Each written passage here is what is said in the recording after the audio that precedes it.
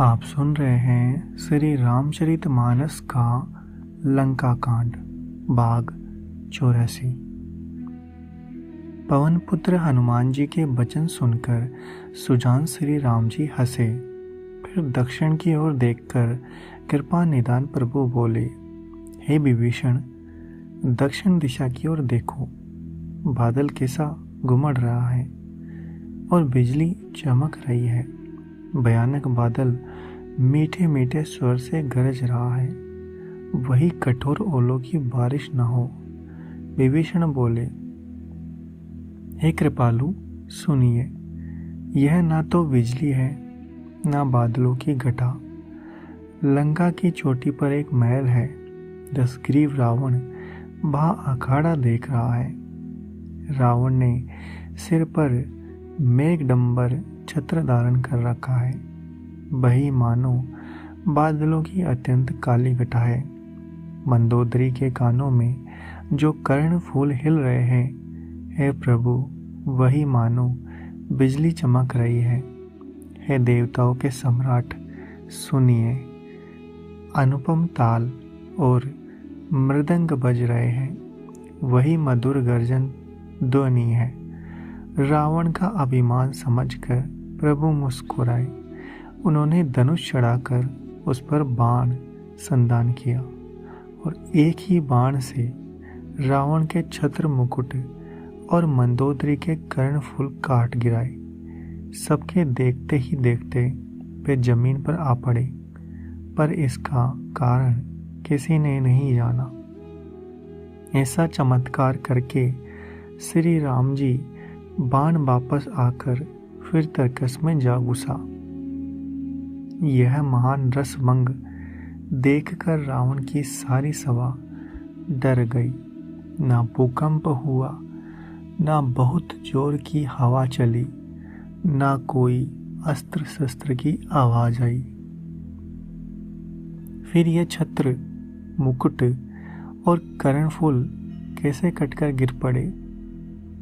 सभी अपने अपने हृदय में सोच रहे हैं कि यह बड़ा भयंकर अपशकुन हुआ।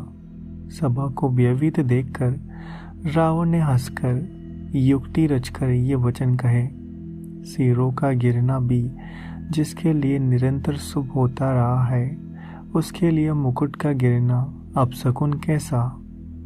अपने अपने घर जाकर सो रहो।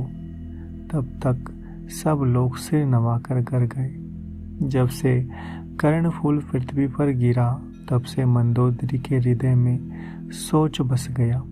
नेत्रों में जल भरकर दोनों हाथ जोड़कर वह रावण से कहने लगी, हे प्राणनाथ, मेरी विनती सुनिए। हे प्रियतम, श्री राम से विरोध छोड़ दीजिए। उन्हें मनुष्य जानकर मन में हट ना पकड़े रही है। मेरे इन वचनों पर विश्वास कीजिए।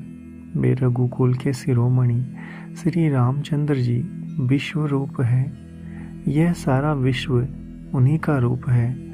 वेद जिनके अंग अंग में लोकों की कल्पना करते हैं, पाताल जिन विश्व रूप भगवान का चरण है, ब्रह्म है लोक सिर है, अन्य लोकों का विश्राम जिनके अन्य भिन्न भिन्न अंगों पर है, भयंकर काल जिनका भ्रकुटी संचालन है, सूर्य नेत्र है, बादलों का समूह बाल है, अश्विनी कुमार जिनकी नासिका है, रात और दिन जिनके अपार निमेष है, 10 दिशाएं कान है, वेद ऐसा कहते हैं, वायु श्वास है और वेद जिनकी अपनी वाणी है, लोभ जिनका अदर है, यमराज भयानक दात है, माया हंसी है, दिग्पाल बुझाए है, अग्नि मुख है, वरुण जीव है, उत्पत्ति पालन और प्रलय जिनकी चेष्टा है, 18 प्रकार की असंख्य वनस्पतियाँ जिनकी रोमावली है, पर्वत अस्तियाँ है, नदियाँ नसों का जाल है, समुद्र पेट है और नरक जिनकी नीचे की इंद्रियां हैं। इस प्रकार प्रभु विश्वमय है, अधिक कल्पना क्या की जाए। शिव जिनका अहंकार है, ब्रह्मा बुद्धि है, चंद्रमा मन है और महान विष्णु ही चित है, उन्हीं चराचर रूप भगवान श्री राम जी ने मनुष्य रूप में निवास किया है। हे प्राणपति सुनिए, ऐसा विचार कर प्रभु से वैर छोड़कर श्री रघुवीर के चरणों में प्रेम कीजिए, जिससे मेरा सुहाग न जाए। पत्नी के वचन सुनकर रावण खूब हंसा और बोला, अहो, मोह की महिमा बड़ी बलवान है। स्त्री का स्वभाव सब सत्य ही कहते हैं कि किसके हृदय में 8 अवगुण सदा रहते हैं, साहस, झूठ, चंचलता, माया, डर, अविवेक, अपवित्रता और निर्दयता। तूने शत्रु का विराट रूप गाया, मुझे उसका बड़ा भारी डर सुनाया। हे प्रिय, वह सब स्वभाव ही मेरे बस में है। तेरी कृपा मुझे यह अब समझ पड़ा। हे प्रिय, तेरी चतुराई मैं जान गया। तू इस प्रकार मेरी प्रभुता का वखान कर रही है। हे मर्गनयनी, तेरी बातें बड़ी रहस्यभरी है, समझने पर सुख देने वाली और सुनने से डर छुड़ाने वाली है। मंदोदरी ने मन में ऐसा निश्चय कर लिया कि पति को कालवश मति भ्रम हो गया है। इस प्रकार अज्ञानवश बहुत से विनोद करते हुए रावण को सवेरा हो गया। तब स्वभाव से ही निडर और घमंड में अंधा लंकापति सभा में गया। यद्यपि बादल अमृत सा जल बरसाते हैं तो भी वेद फूलता फलता नहीं। इसी प्रकार चाहे ब्रह्मा के समान भी ज्ञानी गुरु मिले तो भी मूर्ख के हृदय में ज्ञान नहीं होता। यहाँ प्रातःकाल श्री रघुनाथ जी जागे और उन्होंने सब मंत्रियों को बुलाकर सलाह पूछी कि शीघ्र बताइए अब क्या करना चाहिए।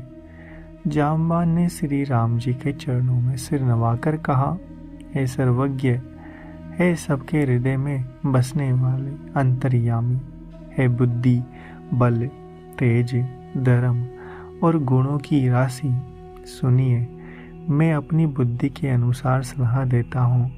बाली कुमार अंगद को दूत बनाकर भेजा जाए। यह अच्छी सलाह सबके मन में जच गई।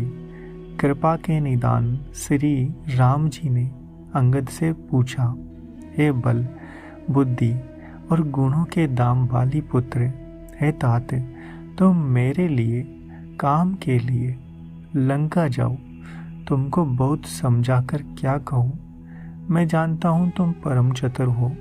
शत्रु से वही बातचीत करना जिससे हमारा काम हो और उसका कल्याण हो।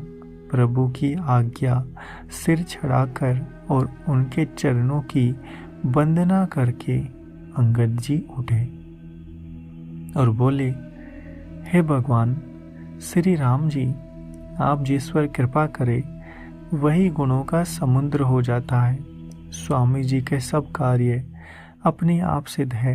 यह तो प्रभु ने मुझको आदर दिया है जो मुझे अपने कार्य पर भेज रहे हैं। ऐसा विचार कर युवराज अंगद का हृदय हर्षित और शरीर पुलकित हो गया। चरणों की वंदना करके और भगवान की प्रभुता हृदय में भरकर अंगद सबको सिर नवाकर चले। प्रभु के प्रताप को हृदय में धारण किए हुए रणबांकुरे वीर बाली पुत्र स्वाभाविक ही निर्भय है। लंका में प्रवेश करते ही रावण के पुत्र से भेंट हो गई, जो वहाँ खेल रहा था।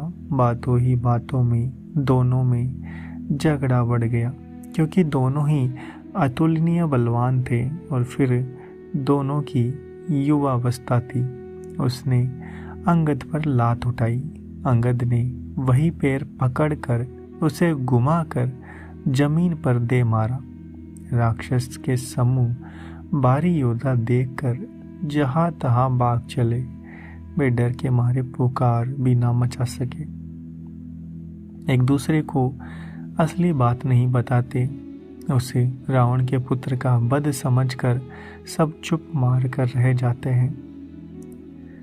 नगर भर में कोलाहल मच गया कि जिसने लंका जलाई थी वही वानर वापिस आ गया है। सब अत्यंत व्यथित होकर विचार करने लगे, विधाता अब न जाने क्या करेगा।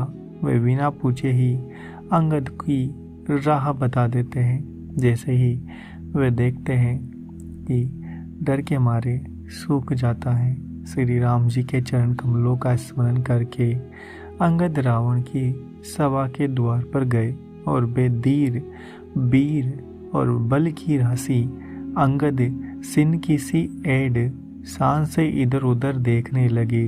तुरंत ही उन्होंने एक राक्षस को भेजा और रावण को अपने आने का समाचार सूचित किया। सुनते ही रावण हंसकर बोला, बुला लाओ, कहाँ का बंदर है। आज्ञा पाकर बहुत से दूत दौड़े और वानरों में हाथी के समान अंगद को बुला लाए। अंगद ने रावण को ऐसे बैठे देखा जैसे कोई प्राण युक्त काजल का पहाड़ हो, भुजाएं वृक्षों के और सिर पर्वतों के शिखरों के समान है।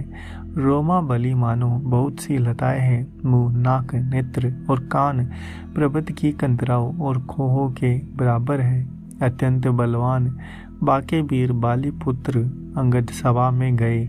वे मन में जरा भी नहीं झिझके। अंगद को देखते ही सब सभासद उठ खड़े हुए। यह देखकर रावण के हृदय में बड़ा क्रोध हुआ। जैसे मतवाले हाथियों के झुंड में सिन चला जाता है, वैसे ही श्री राम जी के प्रताप का हृदय में स्मरण करके मैं निर्भय सभा में सिर नवाकर बैठ गए। रावण ने कहा, अरे बंदर, तू कौन है?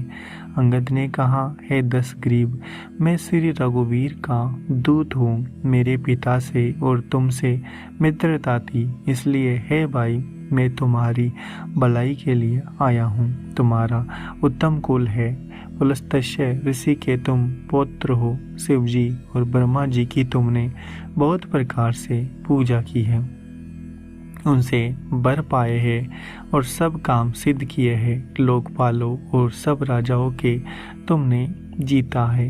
राज्य सदन से मोहबस तुम जगजननी सीता जी को हर लाए हो।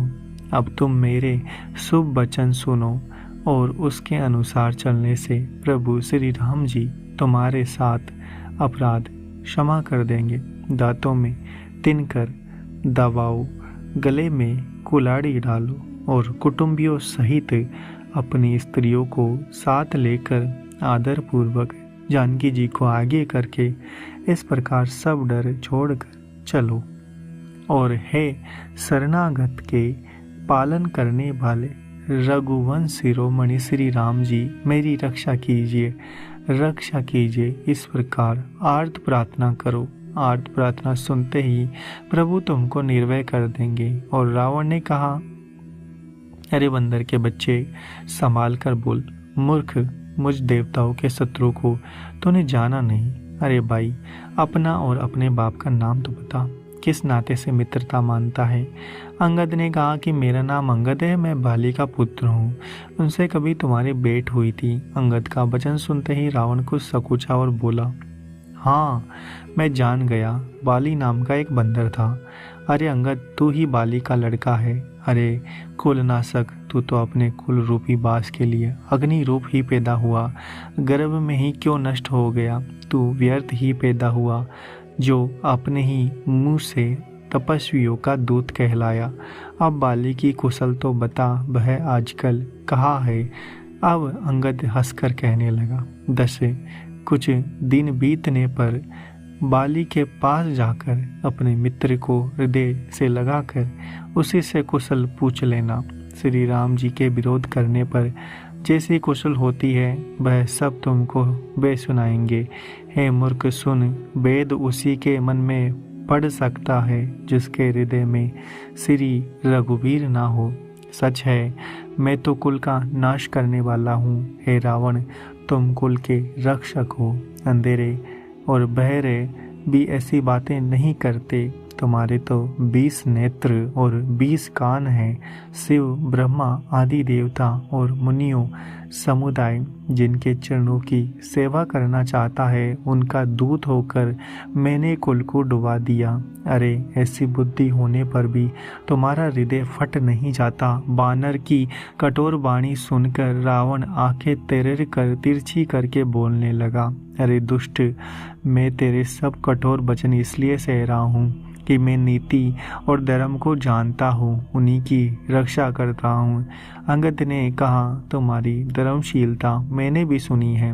वह यह है कि तुमने पराई स्त्री की चोरी की है और दूत की रक्षा की बात तो अपनी आंखों से देख ली। ऐसे धर्म के व्रत को धारण करने वाले तुम डूब कर मर नहीं जाते। नाक कान से रहित बहन को देख कर तुमने धर्म विचार कर ही तो क्षमा कर दिया था। तुम्हारी धर्मशीलता जग जाहिर है। मैं भी बड़ा भाग्यवान हूँ जो मैंने तुम्हारा दर्शन पाया। रावण ने कहा, अरे जड़ जंतु बानर, व्यर्थ बकबक ना कर। अरे मूर्ख, मेरी बुझाई तो देख। ये सब लोकपालों के विशाल बल रूपी चंद्रमा को गरजने के लिए राहु है।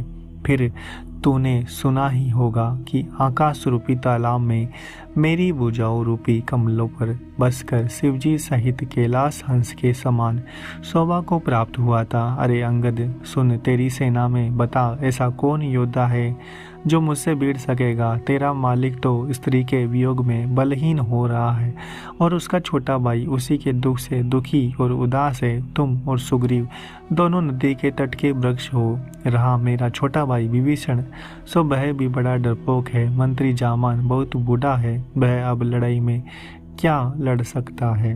नल नील तो शिल्प कर्म जानते हैं, वे क्या लड़ना जाने। हाँ, एक बानर जरूर महान बलवान है जो पहले आया था और जिसने लंका जलाई थी। यह वचन सुनते ही बालीपुत्र अंगद ने कहा, हे राक्षस राज, सच्ची बात कहो, क्या उस बानर ने सचमुच तुम्हारा नगर जला दिया? रावण जैसे जगदीजय योद्धा का नगर एक छोटे से बानर ने जला दिया। ऐसे वचन सुनकर उन्हें सत्य कौन कहेगा। हे रावण, जिसको तुमने बहुत बड़ा योद्धा कहकर सराहा है, वह तो सुग्रीव का एक छोटा सा दौड़कर चलने वाला हरकारा है। वह बड़ा वत चलता है, वीर नहीं है। उनको तो हमने खबर लेने के लिए भेजा था। क्या सचमुच ही उस बानर ने प्रभु की आज्ञा पाए बिना ही तुम्हारा नगर जला डाला? मालूम होता है इसी डर से वह लौटकर सुग्रीव के पास नहीं गया और कहीं छिप रहा है। हे रावण, तुम सब सत्य ही कहते हो, मुझे सुनकर कुछ क्रोध भी नहीं है। सचमुच हमारी सेना में कोई भी ऐसा नहीं है जो तुमसे लड़ने में शोभा पाए।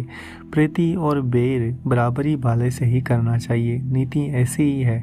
सिंह यदि मेंढकों को मारे तो क्या उसे कोई भला कहेगा? यद्यपि तुम्हें मारने में श्री राम जी की लघुता है और बड़ा दोष भी है, तथापि हे रावण सुनो, क्षत्रिय जाति का क्रोध बड़ा कठिन होता है। बकरोकति रूपी धनुष से वचन रूपी बाण मारकर अंगद ने शत्रु का हृदय जला दिया। यदि रावण उन बाणों का मानो प्रत्युत्तर रूपी संडसियों से निकल रहा है, तब रावण हंसकर बोला, बंदर में यह एक बड़ा गुण है कि जो उसे पालता है उसका भय अनेकों उपायों से भला करने की चेष्टा करता है। बंदर को धन्य है जो अपने मालिक के लिए लाज छोड़कर जहाँ तहाँ नाचता है, नाच कूद कर लोगों को रिझा कर मालिक का हित करता है। यह उसके धर्म की निपुणता है। हे अंगद, तेरी जाति स्वामी भक्त है, फिर भला तू अपने मालिक के गुण इस प्रकार कैसे ना बखानेगा? मैं गुण ग्राहक और परम पूजान हूँ, इसी से तेरी जली कटी बक बक पर कान नहीं देता। अंगद ने कहा, तुम्हारी सच्ची गुण ग्राहता तो मुझे हनुमान ने सुनाई थी। उसने अशोक वन को विध्वंस करके तुम्हारे पुत्र को मारकर नगर को जला दिया था, तो भी तुमने उसका कुछ भी अपकार नहीं किया। तुम्हारा वही सुंदर स्वभाव विचार कर हे दशग्रीव, मैंने कुछ धृष्टता की है। हनुमान ने जो कुछ कहा था उसे आकर मैंने प्रत्यक्ष देख लिया कि तुम्हें ना लज्जा है, ना क्रोध है और ना चिढ़ है। रावण बोला, अरे बानर, जब तेरी ऐसी बुद्धि है तभी तो तू बाप को खा गया। ऐसा वचन कहकर रावण हंसा। अंगद ने कहा, पिता को खाकर फिर तुमको भी खा डालता, परंतु अभी तुरंत कुछ और ही बात मेरी समझ में आ गई, और ये नीच अभिमानी बाली के निर्मल यश का पात्र जानकर तुम्हें मैं नहीं मारता। रावण, यह तो बता कि जगत में कितने रावण हैं। मैंने जितने रावण अपने कानों से सुन रखे हैं उन्हें सुन। एक रावण तो बलि को जीतने में पाताल में गया था, तब बच्चों ने उसे गुडसाल पे बांध रखा। बालक खेलते थे और जा जाकर उसे मारते थे। बाली को दया लगी, तब उन्होंने उसे छुड़ा दिया। फिर एक रावण सहस्त्रबाहु देखा और उसने दौड़कर उसको एक विशेष प्रकार की जंतु समझकर पकड़ लिया। तमाशे के लिए उसे घर ले आया। तब पुलत्स्य मुनि ने जाकर उसे छुड़ाया। एक रावण की बात कहने में तो मुझे बड़ा संकोच हो रहा है। वह बहुत दिनों तक बाली की काख में रहा था। इनमें से तुम कौन से रावण हो? खींचना छोड़कर सच सच बताओ। रावण ने कहा, अरे मूर्ख, सुन, मैं वही बलवान रावण हूँ जिसकी भुजाओं की लीला कैलाश पर्वत जानता है, जिसकी सूरता उमापति महादेव जी जानते हैं, जिन्हें अपने सिर रूपी पुष्प चढ़ा चढ़ाकर मैंने पूजा था। सिर रूपी कमलों को अपने हाथों से उतार उतार कर मैंने अगणित बार त्रिपुरारी शिव जी की पूजा की है। अरे मूर्ख, मेरी भुजाओं का पराक्रम दिग्पाल जानते हैं, जिनके हृदय में वह आज भी चुभ रहा है। दिग्गज मेरी छाती की कठोरता को जानते हैं, जिनके भयानक दांत जब जब जाकर मैं उनसे जबरदस्ती भिड़ा मेरी छाती में कभी नहीं फूटे, अपना चिन्ह भी नहीं बना सके, बल्कि मेरी छाती लगते ही बेमूली की तरह टूट गए, जिसके चलते समय पृथ्वी इस प्रकार हिलती है जैसे मतवाले हाथी के चढ़ते समय छोटी नाव। मैं वही जगत प्रसिद्ध प्रतापी रावण हूँ। अरे झूठी बकवाद करने वाले, क्या तूने अपने कानों से कभी सुना नहीं? उस रावण को मुझे तू छोटा कहता है और मनुष्य की बड़ाई करता है। अरे दुष्ट, असभ्य, तुच्छ बंदर, अब मैंने तेरा ज्ञान जान लिया। रावण के ये वचन सुनकर अंगद क्रोध सहित वचन बोले, अरे नीच अभिमानी, संभल कर बोल। जिनका फरसा सहस्त्र बाहु की भुजाओं रूपी अपार वन को जलाने के लिए अग्नि के समान था, जिनके फरसा रूपी समुद्र की तीव्र धारा में अनगिनत राजा अनेकों बार डूब गए, उन परशुराम जी का गर्भ जिन्हें देखते ही भाग गया। अरे अभागे 10 शीश बे मनुष्य क्यों कर है? क्यों रे मूर्ख उदंड? श्री राम जी मनुष्य है, कामदेव भी क्या धनुर्धारी है, और गंगा जी क्या नदी है, कामधेनु क्या पशु है, और कल्प वृक्षु क्या पेड़ है, अनबी क्या दान है, और अमृत क्या रस है, गरुड़ जी क्या पक्षी है, शेष जी क्या सर्प है।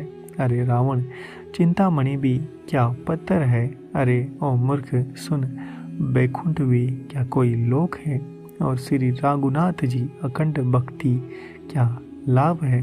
सेना समेत तेरा मान मत कर, अशोक वन को उजाड़ कर, नगर को जलाकर, तेरे पुत्र को मार कर जो लौट आया, क्यों रे दुष्ट, बे हनुमान जी क्या बानर है।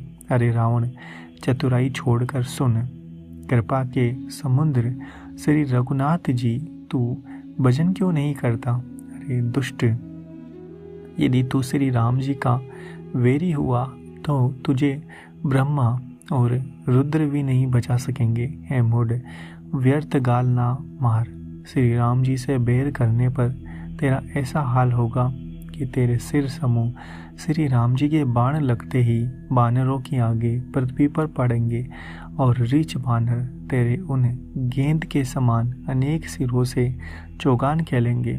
जब श्री रघुनाथ जी युद्ध में कोप करेंगे और उनके अत्यंत तीक्ष्ण बहुत से बाण छूटेंगे, तब क्या तेरा ऐसा गाल चलेगा? ऐसा विचार करके उदार श्री राम जी को बजे अंगद के ये वचन सुनकर रावण बहुत अधिक जल उठा, मानो जलती हुई प्रचंड अग्नि में घी पड़ गया हो। वह बोला, अरे मूर्ख, कुंभकर्ण ऐसा मेरा भाई है, इंद्र का शत्रु, सुप्रसिद्ध मेघनाथ मेरा पुत्र है, और मेरा पराक्रम तो तूने सुना ही नहीं। मैंने संपूर्ण जड़ चेतन को, जगत को जीत लिया है।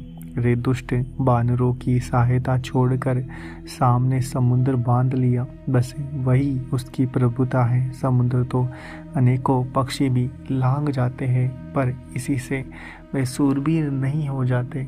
अरे मूर्ख बंदर, सुन, मेरी एक एक भुजा रूपी समुद्र बल रूपी जल से पूर्ण है, जिनमें बहुत से सूरबीर देवता और मनुष्य डूब चुके हैं। बता, कौन ऐसा सूरबीर है जो मेरे इन अथाह और अपार 20 समुद्रों का पार पा पाएगा? अरे दुष्ट, मैंने दिक्पालों तक को जल वरवाया है।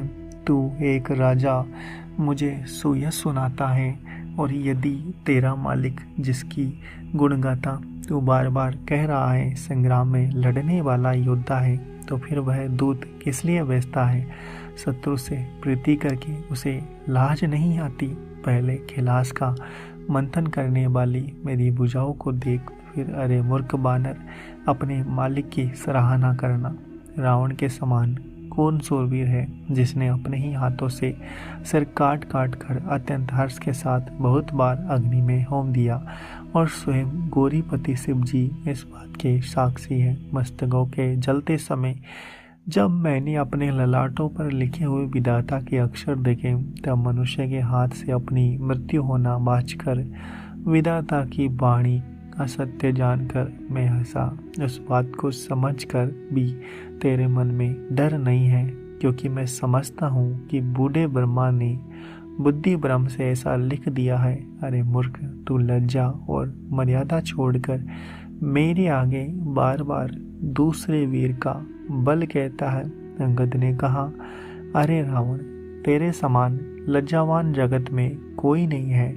लज्जाशीलता तो तेरा सहज स्वभाव है। तो अपने मुंह से अपने गुण कभी नहीं कहता। सिर काटने और कैलाश उठाने की कथा चित्त में छड़ी हुई थी, इससे तूने उसे 20 बार कहा। भुजाओं के उस बल को तो तूने हृदय में ही छिपा रखा है, जिसने तूने सहस्त्रबाहु बाली और बाली को जीता था। अरे मंदबुद्धि, सुन, अब बस कर। सिर काटने से भी क्या कोई सूरवीर हो जाता है? इंद्रजाल को रचने वाला कौन वीर कहा जाता, यद्यपि वह अपने ही हाथों अपना सारा शरीर काट डालता। अरे मंदबुद्धि, समझ कर देख, पतंगे मोह बस आग में जल मरते हैं। गधों के झुंड बोझ लाद कर चलते हैं, पर इस कारण वे सूरवीर नहीं कहलाते।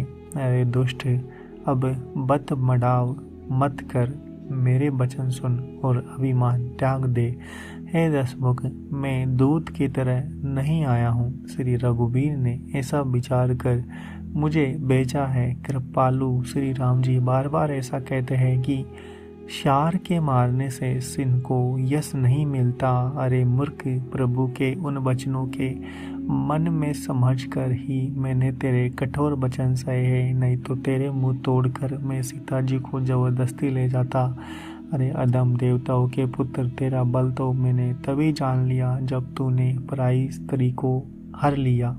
तू राक्षसों का राजा और बड़ा अभिमानी है, परंतु मैं तो श्री रघुनाथ जी के सेवक का दूत हूँ। यदि मैं श्री राम जी के अपमान से ना डरूँ तो तेरे देखते ही देखते ऐसा तमाशा करूँ कि तुझे जमीन पर पटक कर तेरी सेना का संहार करके तेरे गांव को चौपट करके, अरे मूर्ख, तेरी युवती स्त्रियों सहित जानकी जी को ले जाऊं। यदि ऐसा करूं तो भी इसमें कोई बड़ाई नहीं है। मरे हुए को मारने में कुछ भी पुरुषत्व नहीं है। वाम मार्गी, कामी, कंजूस, अत्यंत मूढ़, अति दरिद्र, बदना, बहुत बूढ़ा, नित्य का रोगी, निरंतर क्रोध युक्त रहने वाला, भगवान विष्णु से विमुख, वेद और संतों का विरोधी, अपना ही शरीर पोषण करने वाला, पराई निंदा करने वाला, पाप की खान, ये 14 प्राणी जीते ही मुर्दे के समान हैं।